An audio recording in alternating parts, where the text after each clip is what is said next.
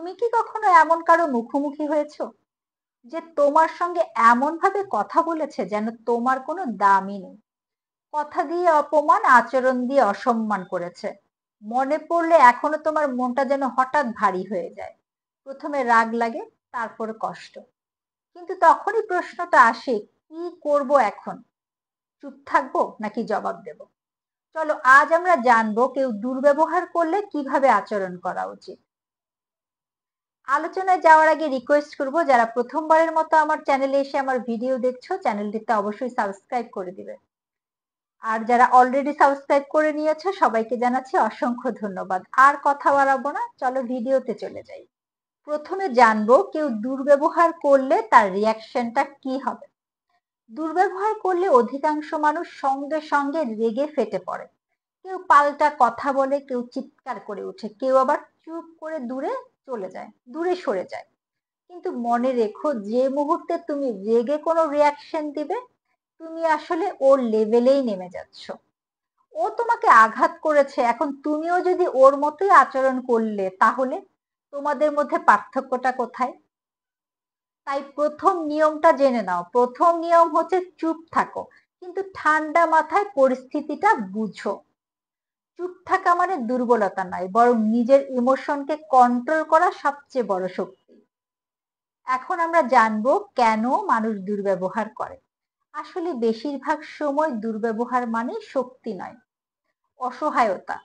যাদের ভেতরে ব্যথা, অপূর্ণতা বা হীনমন্যতা থাকে, তারা সেটা লুকাতে গিয়ে অন্যকে কষ্ট দিয়ে ফেলে বা কষ্ট দেয়। কেউ কেউ আবার নিজের রাগ বা স্ট্রেস অন্যের উপরে ঝাড়ে, কারণ সেটাই তাদের সব থেকে সহজ পথ মনে হয়। তাই পরের বার যদি কেউ তোমার সাথে খারাপ ব্যবহার করে, খারাপ ব্যবহার করলে ভেবো না তুমি ছোট, ভাবো ওর ভেতরটা ভাঙা, দুমড়ে মুচড়ে আছে। তুমি শুধু শান্ত থাকো আর নিজেকে ছোট করো না। এই পর্বে আলোচনা করব কখন আসলে কথা বলা দরকার। সব সময় চুপ থাকাই সমাধান নয়। যদি কেউ বারবার সীমা ছাড়িয়ে যায়, তখন শান্ত কিন্তু দৃঢ়ভাবে বলো, আপনার কথার ভঙ্গিটা ঠিক লাগছে না। অথবা এভাবেও বলতে পারো, আমরা সম্মানের সঙ্গে আরো ভালোভাবে কথা বলতে পারি।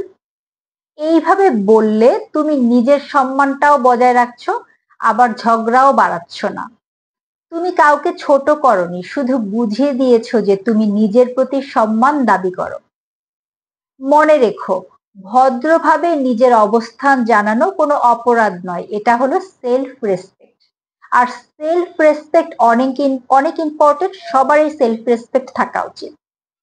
সব শেষে ছোট্ট করে একটা কথাই বলবো, দুর্ব্যবহার থেকে কোনো মানুষই কিন্তু রেহাই পায় না, কিন্তু আমরা কেমন ভাবে রেসপন্ড করি এই দুর্ব্যবহারে, সেটাই আমাদেরকে আলাদা করে তুলে অন্য মানুষ থেকে।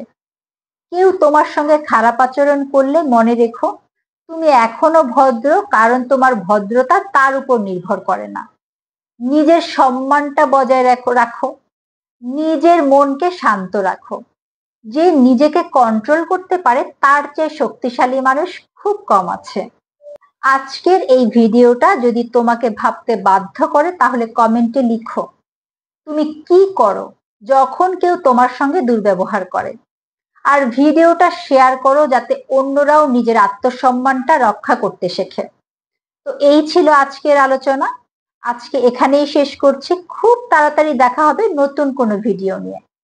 সেই পর্যন্ত সবাই সুস্থ থাকবে, নিরাপদে থাকবে। আল্লাহ হাফেজ।